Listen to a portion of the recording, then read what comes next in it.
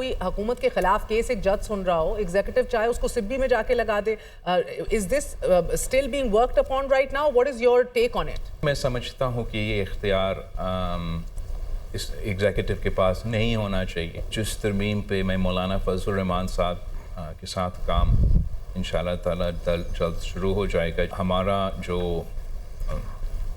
Draft है या document है या इनपुट है, that is confined to the establishment of a constitutional court and the judicial appointments का process. I don't have the confidence that Mansoor Ali Shah Sahab will be able to control the other judges on his Supreme Court.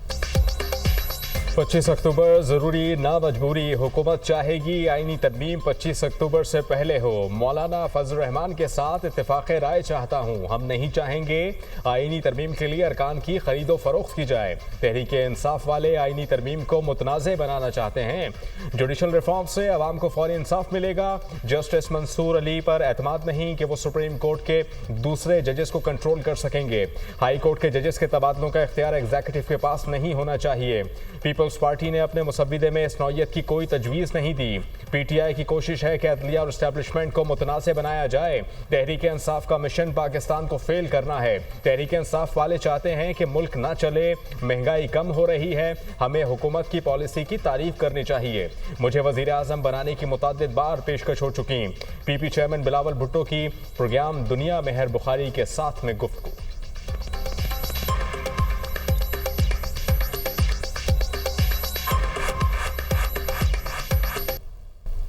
Is it true कि आपको prime ministership promise की गई है? If you push this through and help in नहीं, मुझे prime ministership, मेरे साथ prime ministership के बात बहुत दफ़े हुए हैं, लेकिन किसी इस कॉन्टेक्स्ट में कभी बात नहीं हुई। पाकिस्तान पीपल्स पार्टी के पास बहुत से ऐसे ऑप्शंस मौजूद थे हुकूमत साजी के वक्त कि हम जैसे ये फार्मूलाज बनाते रहे हैं माजी में कि 2 साल किसी का और 9 साल किसी और का, लेकिन हमने अपने तरफ से इस प्रपोजल को ना तब माना और ना हम आज इसको परस्यू कर रहे हैं। This is a replica of that गोरी टेल, वो जो 2014 की थी। ये जो धरने अब दिए जा रहे हैं और रोज़ इस्लामाबाद पर चढ़ाई हो रही है, मैं समझता हूँ कि ये मज़मूम इरादे हैं, नापाक का वो अज़ाइम है जो पाकिस्तान को, अब ये क्यों हो रहा है, ये जो एक जथा है उसको ये मंजूर नहीं कि पाकिस्तान तरक्की करे। वो इसमें बिल्कुल लोट पोट है कि भाई अगर इकॉनमी संभल गई, मईशत अगर पाँव पे खड़ी हो गई तो फिर हमें कौन पूछेगा। वफाक पर दिन रात चढ़ाई और धमकियां दी जा रही हैं। जो कुछ 2014 में हुआ वही अब दोहराया जा रहा है। धरने की साजिश दोबारा नहीं होने देंगे। फसादी होश के नाहुन ने इस्लामाबाद पर चढ़ाई के मजमूम और नापाक अज़ाइम है। एक जत्थे को पाकिस्तान की तरक्की मंजूर नहीं। इन्हें फिक्र है कि मैशत पाँव पर खड़ी हो गई तो हमें कौन पूछेगा। जहाँ धरने होंगे वहाँ कौन सरमायाकारी करेगा। दुश्मन पाकिस्तान को गैर मुस्तहकम करना चाहता है। कराची में चीनी इंजीनियर्स पर हमला अफसोसनाक और शर्मनाक है। चीनी और पाकिस्तानी अवाम अफसुर्दा हैं। दहशतगर्दी के खिलाफ हमारा हौसला पहले से ज़्यादा मजबूत है। मामलात को यहीं नहीं छोड़ेंगे, सिक्योरिटी को फुल प्रूफ बनाएंगे। चीनी सफ़ीर को यकीन दिलाया कि SCO के लिए जामे इंतजाम किए। वज़ीर आज़म का काबीना इजलास से खिताब।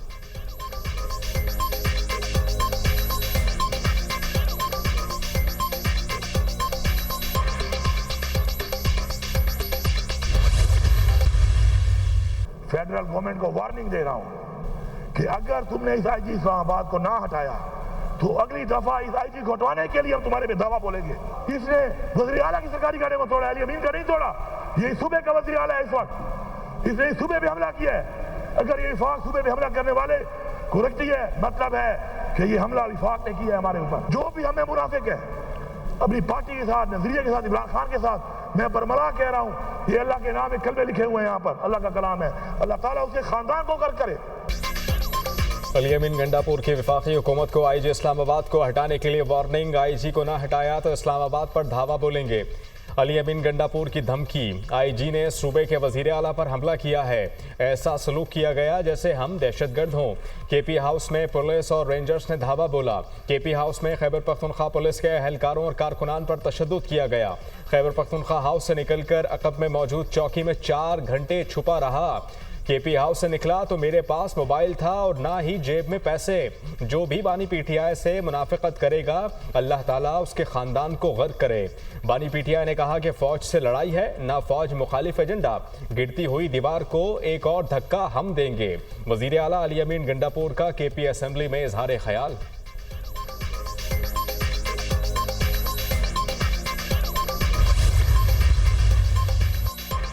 अली अमीन की फ्लॉप स्टोरी पर उसके अपने लोग यकीन नहीं कर रहे। गैंग ऑफ कालाचोर का चेला पार्टी कारकुनों में मजलूम बच्चा बनने की नाकाम कोशिश कर रहा है।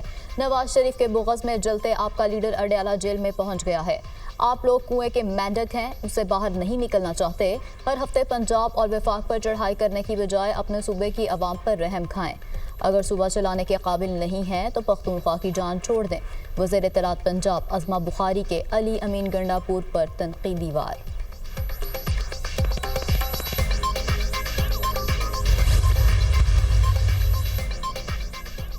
खैबर पख्तूनख्वा असेंबली उखाड़े में तब्दील, ऐवान में शदीद हंगामा। हुकूमती और अपोजिशन अरकान आपस में लड़ पड़े, हाथापाई और गुत्थम गुत्था हो गए। अरकान ने एक दूसरे पर मुक्के और लाते बरसा दी। झगड़ा पीटीआई के नेक मोहम्मद और पाकिस्तान तहरीक इंसाफ पार्लियामेंटेरियंस के इकबाल वजीर में हुआ। दोनों अरकान के हामी भी लड़ाई में कूद पड़े। असेंबली की सिक्योरिटी स्टाफ ने 2 अफराद को गिरफ्तार करके पुलिस के हवाले कर दिया। गिरफ्तार अफराद में इकबाल वजीर का भतीजा और एक रिश्तेदार भी शामिल। अली अमीन गंडापुर को बोलने का वक्त दिया गया। हमें क्यों नहीं, अपोजिशन का ऐवान में शोर शराबा।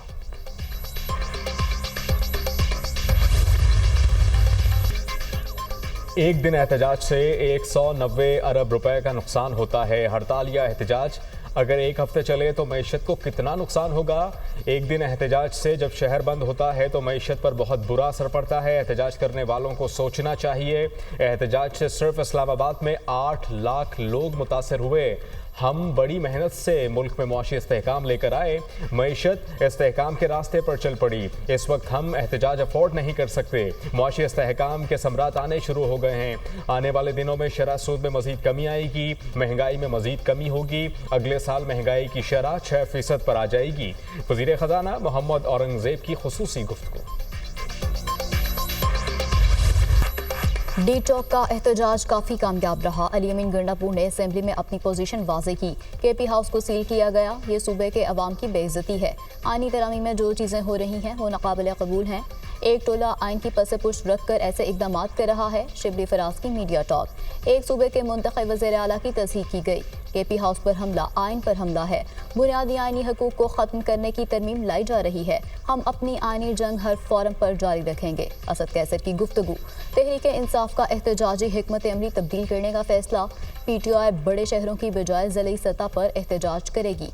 पीटीआई रहनुमा असद कैसर ने नई हिकमत अमली की तस्दीक कर दी।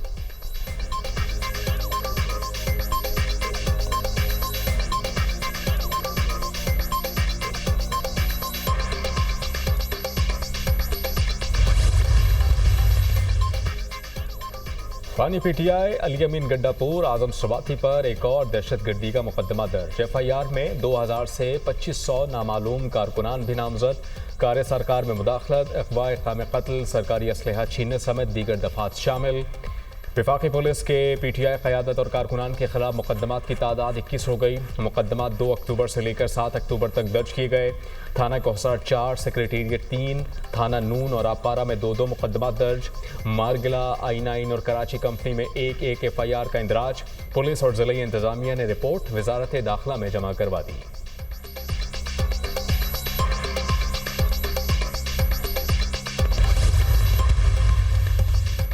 वफाक ऐवान हाई सनअत और तिजारत के 12वें एक्सीलेंस अवार्ड की तकरीब का इनेकाद। सदर मुमलिकत आसिफ अली जरदारी की शिरकत। मुख्तलिफ शोबाजात में नुमाया कारकर्दगी दिखाने वाली शख्सियात को अवार्ड दिए गए। तालीम के मैदान में अहम खिदमात के एतराफ़ पर पंजाब ग्रुप को best educational network of the country का अवार्ड दिया गया। CEO पंजाब ग्रुप मियां आमिर महमूद ने अवार्ड वसूल किया।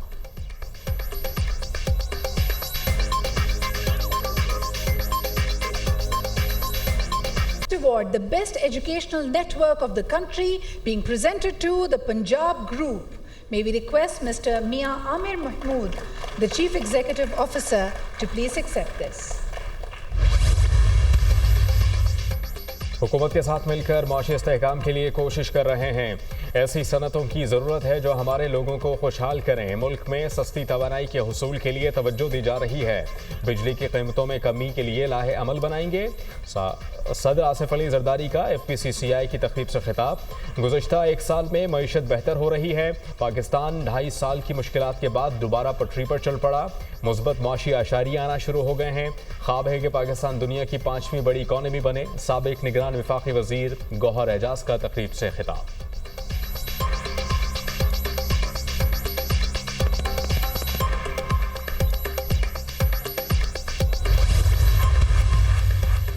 ख़वातीन की विरासती जायदादों को तहफ़्फ़ुज़ मिलना चाहिए। सुप्रीम कोर्ट का बहनों को जायदाद में हिस्सा देने से मुतालिक अहम फैसला जारी।